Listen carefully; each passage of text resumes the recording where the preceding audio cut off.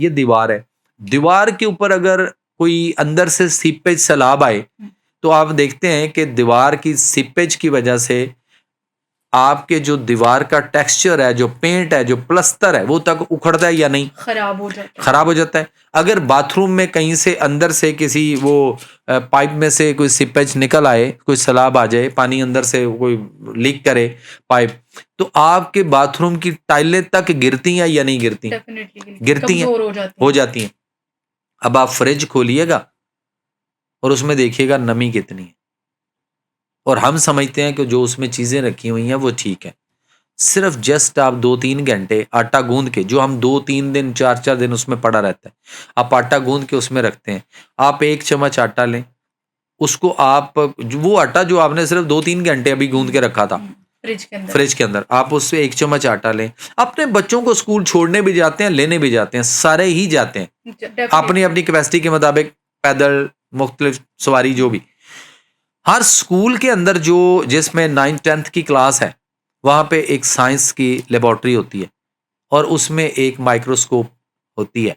آپ اسکول والوں کو, انتظامیہ کو, اب اتنا تو پیرنٹس کا تعلق ہوتا ہی ہے, تو وہ کہیں کہ ذرا جی مائکروسکوپ کے نیچے مجھے ذرا اس آٹے کو دیکھنا ہے. 1 چمچ آٹا لے جائیں وہ ساتھ, جو گوندا ہوا آپ کے فریج میں پڑا تھا.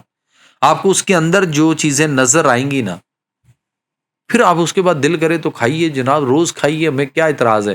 ہم تو یہ چاہتے ہیں جو بیماریوں سے اپنے گھر کو بچانا چاہتا ہے, جو بیماریوں سے نکلنا چاہتے ہیں, جو چاہتے ہیں کہ ہماری اگلی نسلوں میں یہ نسل در نسل بیماریاں جن کو ہم جینیٹک, وراثتی, موروثی سمجھتے ہیں اور کہتے ہیں کہ نہیں یہ جین میں ہے, وراثت میں, اس طرح سے, قطعاً کوئی ایسی بیماری وراثتی, موروثی, جینیٹک نہیں ہے.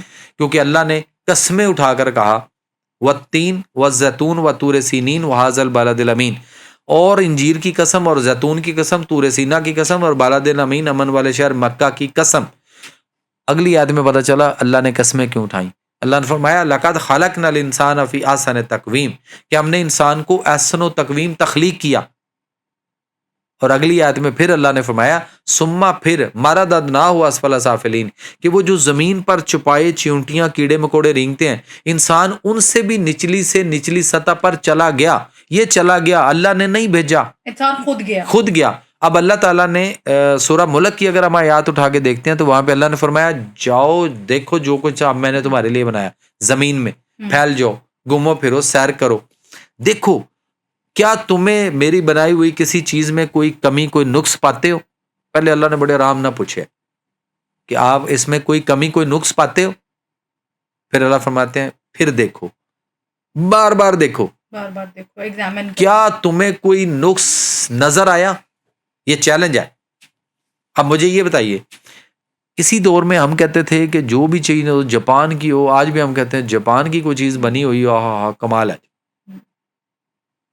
مانا جاتا ہے, ایسے ہی ہے نا. تو کیوں اتنا لیبل تھا جاپان کے اوپر ہمارا,